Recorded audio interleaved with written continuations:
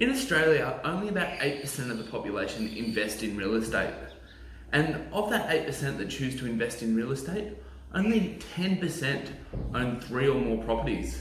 So the question has to be asked, why do 90% of people that choose to invest in real estate stop at either 1 or 2 properties? To answer this question, it's important to have a look at how and when the banks will actually lend money. And this comes back to 2 important things. Serviceability, the income you have to actually pay off the loan, and your deposit. So banks typically won't lend unless you have a minimum of a 10% deposit, which they'll charge LMI, or if you've got your full 20% deposit, typically the banks will lend you, providing your serviceability meets their criteria. So looking at why investors stop at 1 or 2 properties largely comes back to, I believe most people are buying negative cash flow properties. So these are properties each week that cost them money to maintain and hold on to the asset. So to say you own a property and all your outgoings are $500 per week to hold on to that property, and the rental property only generates $400 a week income. That property is costing you $100 out of pocket every single week, or $5,200 a year. So if you own 2 properties that are both negative cash flow, you are essentially having to find out of your own pocket each year about $10,000 if those properties are each negative cash flow of $100 a week. Adds up to your $10,000. If you're buying a more expensive property, say you're buying in Sydney and you're buying something worth $900,000, that property may be costing you $400 a week out of pocket, as it might cost you $1,000 a week to hold on to and only rent for $600. The other dilemma is the deposit.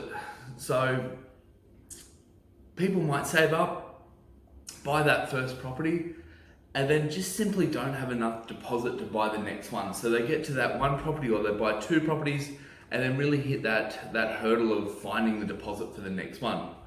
So to look at how to overcome this and how to move out of that 90% majority of investors and move into that top 10% and move higher up the ranks of that, it's important to look at what you're buying and look at how you can continue to meet the bank's criteria moving into the future.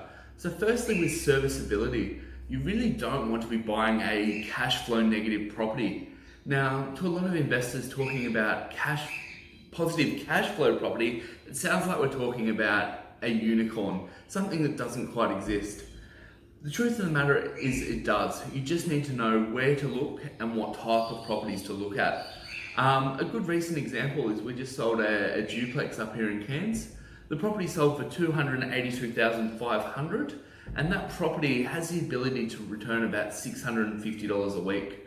So that's a full duplex, 2 units, each unit renting for $325, combined just $650 per week, and to hold on to that property will cost about $500 a week. So that property will be cash flow positive about $150 a week.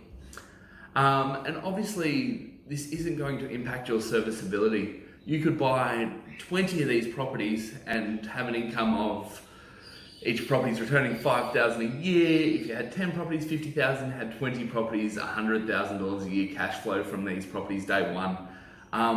So that's where if you've got something that is positively cash flowing, so that's after all your expenses, after your repayments, after interest, there's still money left, you really are not going to hit a serviceability buffer. You can continue to buy without it negatively impacting on your lifestyle like a negative cash flow would, negative cash flow property would, and you're not going to hit that limitation buffer where the banks go, hold on, we're not going to lend you anymore, you can't afford to repay this debt.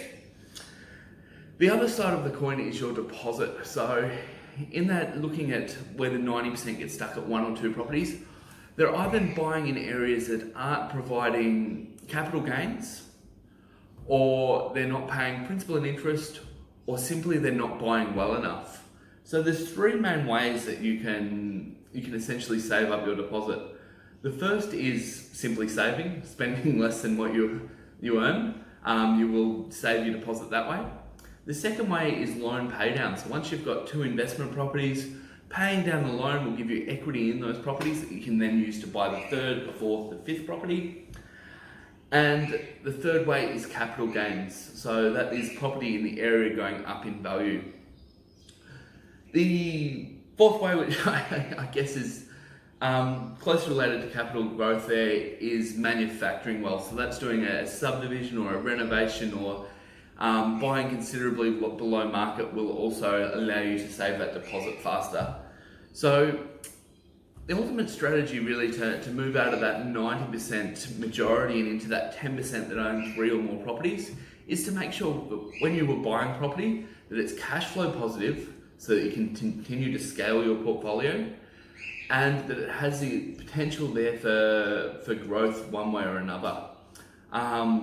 Be it that it's cash flowing enough that you can pay the loan down quicker, allowing more equity, that there's capital growth potential there, be it manufacturing growth or the whole area improving, or thirdly, having to save further money out of your own income. But I like the way of looking at property as a holistic, self-fulfilling, perpetual motion machine, essentially. So that is, it's cash flowing, it's covering itself and then some, and automatically it is generating that equity that you can move into the next property in a 2-3 year window. So there you have it, guys. That's my views on why 90% of property investors in Australia do get stuck at 1 or 2 properties, and a little bit of my thoughts on how you can overcome this and move yourself out of the majority of investors that get stuck into that top 10% that own more than 3 properties. Thanks for tuning in, and as always, guys, if you have enjoyed this video, make sure you subscribe to our channel. Put out a whole heap of content each week, and we love bringing you new videos.